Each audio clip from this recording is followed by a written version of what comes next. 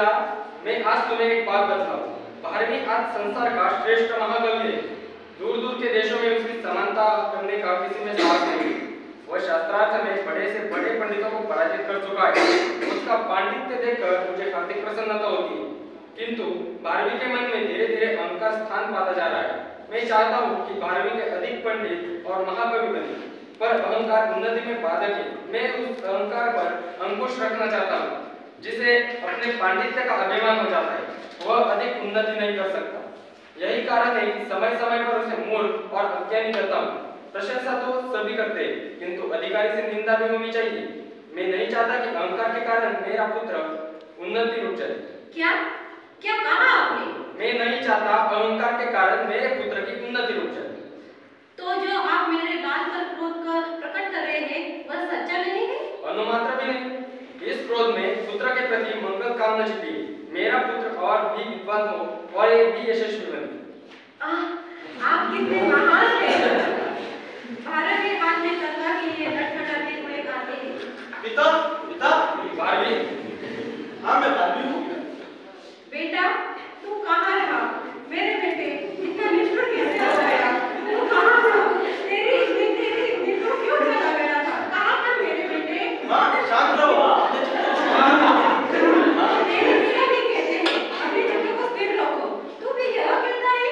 मैं कहाँ ले जाऊँ अपने चित्तों को? प्रभु इस संसार में मैं अपने चित्तों को खोजने को आ गया। माँ मैं ये कहता बेटा अभी भी कोई बात नहीं मानूंगी। तू वरना कि तूने अभी तक खाया ना नहीं। मैं 2 दिनों से तेरे भोजन के लिए बैठी हूँ। इतनी ग्लानि में हूँ माँ कि संभव मुझे जीवन भर न लगे। तो तूने अभी तक कुछ नहीं खाया? नहीं माँ। ओह मेरा लाल मैं अभी भोजन लाऊंगी। आभा कभी आ गया। उसने अभी तक भोजन नहीं दिया। कहाँ है उसका भोजन? पिता मैं आपका पुत्र होने योग्य नहीं। इस तलवार से मेरा मस्तक काट दीजिए। तुम्हारे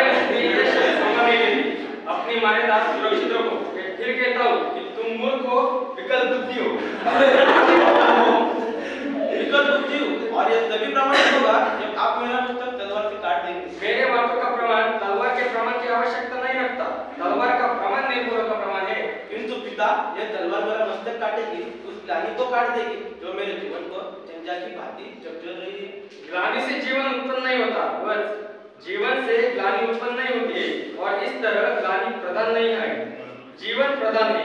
जब तुम जीवन के अधिकारी हो तो जीवन की शक्ति से ग्लानि को दूर करो। तलवार की अपेक्षा क्यों करते हो? और हाँ, तुम तो महाकवि हो, तुम्हारे हाथों में देखनी चाहिए तलवार नहीं। ये तलवार कैसी? पिता मैं महाकवि नहीं हूँ तभी तो हाथों में लेखनी नहीं तलवार है। जीवन का स्वामी नहीं हूँ तभी तो ग्लानि का मुझ पर अधिकार है।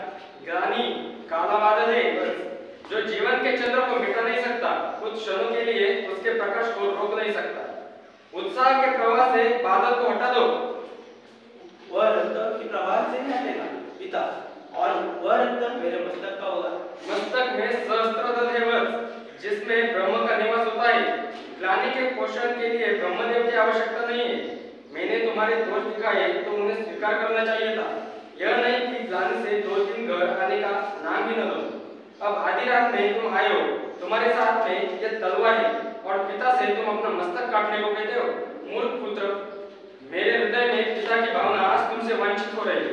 पिता यह सब स्वीकार करता हूँ, आपसे विवाद करता चाहता हूँ, मुझे कष्टप्रद होगा, किंतु मैं अपनी निर्बलता आपके सामने प्रकट करना चाहता हूँ। प्रतिशोध।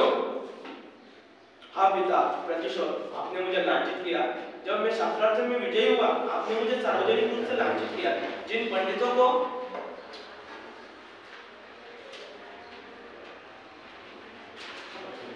मैं पराजित करता था वे ही आपके वाक्यों को लेकर मेरा प्रयास करते थे, सभाओं में लांछित करते थे। 2 बार जब आपने पंडितों के सामने मेरी निंदा की तो मैं क्रोध से ग्लानि में भर गया और मैं घर नहीं लौटा सका। मेरी सारी विजय की उमंग प्रसादन में चली गई। मैंने समझ लिया था जब मेरे पिता वर्तमान है तब तक मैं उसी प्रकार से लांछित होता रहूंगा। ये सत्य।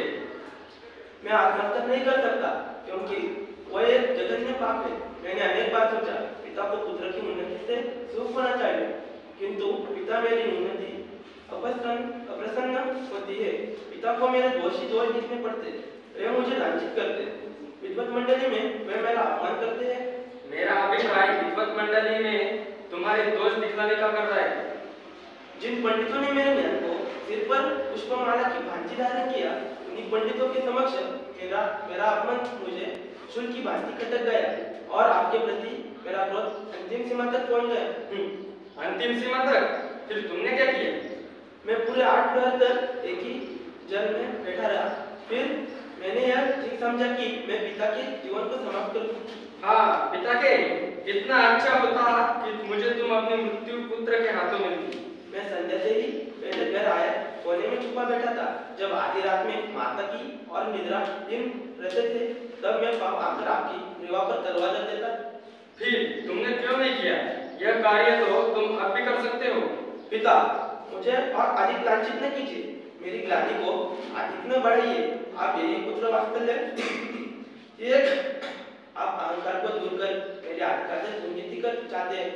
ओ पिता, आप कितने महान हैं। मेरा अहंकार को दूर करने और साधना पर बढ़ाने वाले पिता, मैं पापी हूँ। पितृ हत्या से प्रतिशोध लेने वाला यह नारकीय पुत्र आज प्रायश्चित रूप से अपना मस्तक कटवाने की भिक्षा मांगता है। शांत शांत। किंतु न तो मैं प्रतिशोध लेता हूँ और न ही भिक्षा देता हूँ। फिर भी दंड चाहता हूँ। किंतु मूल पितृ हत्या का दंड पुत्र हत्या नहीं है। फिर भी शास्त्र के अनुसार जो दंड वो दीजिए। किंतु मैंने तुम्हें क्षमा किया बस। दंड की व्यवस्था पाप के स्थिर रहने में है। जब यह पाप स्थिर नहीं रह सका, तब दंड को आगे बढ़ने में आवश्यकता क्या है? पाप के लिए सही ना, मेरे प्रायश्चित के लिए तो कुछ व्यवस्था होनी चाहिए। तेरे लिए पश्चाताप की प्रायश्चित है। आप महान है पिता, किंतु मेरे लिए यह असहयोग्य है। माता की सेवा कर, असह्य को सह्य बना। पिता, माता की सेवा तो मैं जीवन चरम साधना से, किंतु आदि आप चाहते हैं कि आपका भाई जीवित रहे, तो दंड दीजिए। पुत्र, यदि जीवन को दंड समझते तो क्या हानि है? पिता, मैं जीवन को दंड नहीं समझना चाहता।